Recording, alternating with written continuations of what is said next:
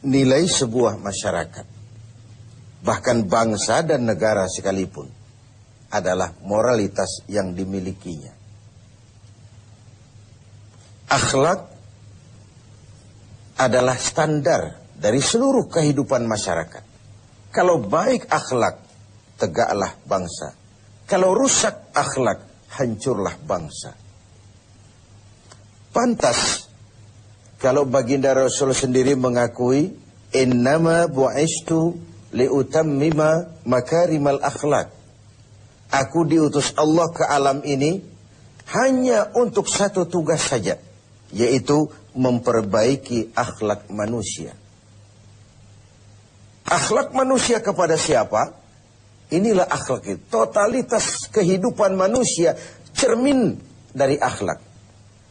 Akhlak manusia kepada Allah, kepada Sang Pencipta. Manusia harus berakhlak kepada Tuhan. Yang kedua, akhlak manusia kepada sesama manusia. Dan yang ketiga, akhlak manusia kepada makhluk Tuhan lainnya di luar manusia. Flora, fauna, dan sebagainya. Satu tugas tapi mencakup 3 dimensi paling pokok dari kehidupan manusia. Atau 3 dimensi pokok kehidupan manusia tercakup dalam satu tugas. Dan tidak bisa ini berjalan secara tidak seimbang. Berakhlak kepada Tuhan tapi tidak berakhlak kepada sesama manusia. Berakhlak kepada sesama manusia tapi tidak berakhlak kepada flora, fauna, kepada ekosistem, kepada lingkungan hidup.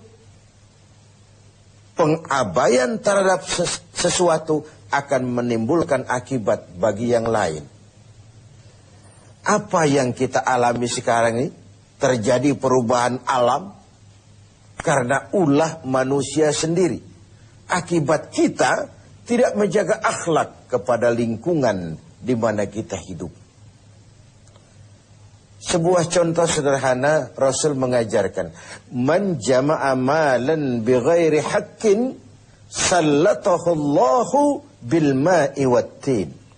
Barang siapa yang mengumpulkan harta dengan cara yang tidak benar, Allah akan membalasnya dengan air dan tanah.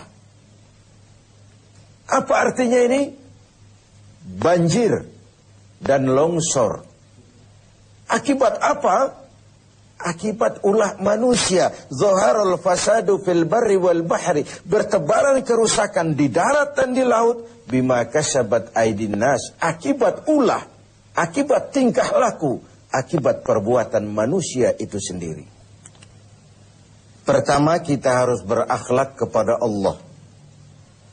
Berakhlak kepada Allah caranya 2. Jangan menyekutukannya dengan sesuatu. Yang kedua, jangan menyembah kecuali hanya dan untuk Dia. Yang kedua, akhlak kepada sesama manusia. Bahkan baginda Rasul menjadikan akhlak ini sebagai kapital, sebagai modal utama dalam perjuangannya membangun masyarakat manusia, dalam perjuangannya melaksanakan tugas-tugas dakwah. Dengan akhlak, dengan pendekatan yang human interest, berdasarkan kepentingan kemanusiaan itu sendiri. Mau sukses di masyarakat, utamakan nilai-nilai akhlak. Lalu yang ketiga, akhlak kepada makhluk Allah lainnya di luar manusia. Rasulullah sebagai teladan buat kita semua, dipuji oleh Allah akhlaknya ini, wa innaka la'ala khuluqin azim. Engkau, hai Muhammad, benar-benar berada di atas budi pekerti yang luhur dan terpuji. Allah saja memuji. Apalah artinya pujian kita? Akhlaknya dikagumi teman, bahkan lawan sekalipun. Inilah Ramadan. Tempat kita mengasah hati untuk menumbuhkan akhlak-akhlak yang terpuji.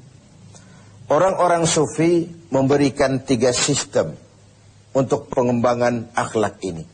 Pertama yang mereka sebut sebagai takhalli. Yang kedua tahalli. Dan yang ketiga tajalli. Takhalli mengosongkan diri dari sifat-sifat yang tercela. Dengan puasa ini, singkirkan sombongnya, campakkan kikirnya, hilangkan angkuhnya, hapus iri hati dan dengkinya. Takhalli, kosongkan diri, kosongkan diri. Okelah, belum bisa ikhlas, tapi jangan ria. Okelah, belum bisa rendah hati, tapi jangan sombong. Hilangkan dulu, takhalli, mengosongkan diri dari sifat-sifat yang tercela. Kalau diri ini sudah kosong, si sombong hilang, si hasud hilang, si kikir hilang, si riya hilang, si hasud, iri hati dan dengki hilang. Sudah kosong dia, masuk tahapan yang kedua. Tahalli. Yang sudah kosong itu hiasi dengan akhlak yang terpuji. Ketika sombongnya hilang, dicampakkan, masuklah si rendah hati, mengisi posisi si sombong. Ketika kikirnya dibuang, masuklah si pemurah, si dermawan, mengisi posisi si kikir itu tadi. Ketika si hasud, si iri hati, si dengki dicampakkan, dibuang jauh-jauh, dan tempat itu kosong, masuklah si ikhlas, mengisi posisinya.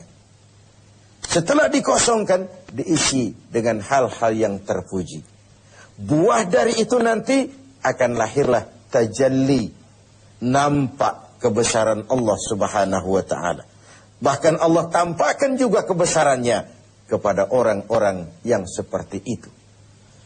Jadi ada proses takhalli, ada proses tahalli, dan ada buah yang disebut dengan tajalli. Sebagai sebuah perbandingan saja, saya ingin mengutip tentang sekelumit tentang akhlak Nabi. Tidak kepada temannya, tapi kepada lawannya, kepada musuhnya.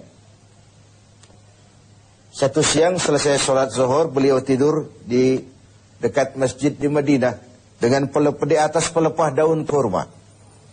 Datang orang kafir yang memang sudah lama mengintai, kapan Muhammad bersendirian.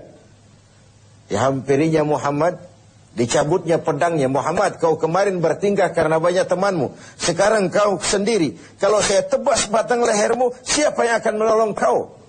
Dengan tenang dan tegar Nabi menjawab, Allah yang akan menolong saya.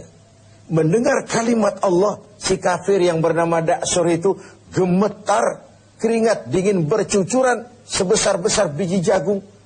Tangannya basah, licin, pedang jatuh ke tanah. Pedang yang jatuh itu diambil oleh baginda Rasul, dibalikkan ke leher Da'sur. Da'sur, kalau sekarang aku yang tebas batang lehermu, siapa yang akan menolongmu? Tidak ada ya Rasul, kecuali kalau kau mau memaafkan saya. Baginda Rasul senyum, ambillah pedangmu, pulang kau, jangan ulangi-ulangi perbuatanmu. Begitu mudah beliau memaafkan orang yang nyata-nyata ingin menghabisi jiwanya. Inilah akhlak itu. Saya ingin berkata sebenarnya, kalau kita baik kepada orang yang memang baik dengan kita, itu normal. Kalau kita baik kepada orang yang memang baik dengan kita, itu harusnya. Itu belum nilai tambah namanya. Nilai tambah adalah apa yang diajarkan Nabi. Silman koto'ak, wa'ati man haramak, wa'fu amman solamak. Bersilaturahmilah kau kepada orang yang marah denganmu. Berikan orang yang pelit kepadamu, dan maafkan orang yang berlaku zalim terhadap dirimu. Memaafkan lebih berat daripada meminta maaf. Tapi memberi maaf lebih mulia daripada meminta maaf. Namun itu semua cerminan dari akhlak yang baik pada pribadi seseorang. Jadi dalam berakhlak pun kita berupaya mencari nilai tambahnya. Nilai tambah itu seperti contoh yang diajarkan Nabi. Orang marah, kita bersilaturahmi ke sana. Orang pelit, kita berlaku baik kepadanya. Orang zalimi kita maafkan. Itu nilai tambah dan itulah akhlak itu.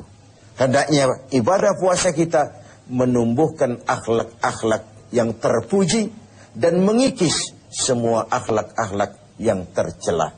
Sehingga dengan demikian kita akan mencapai tajalli, nampak kekuasaan Allah Subhanahu wa ta'ala di dalam kehidupan kita.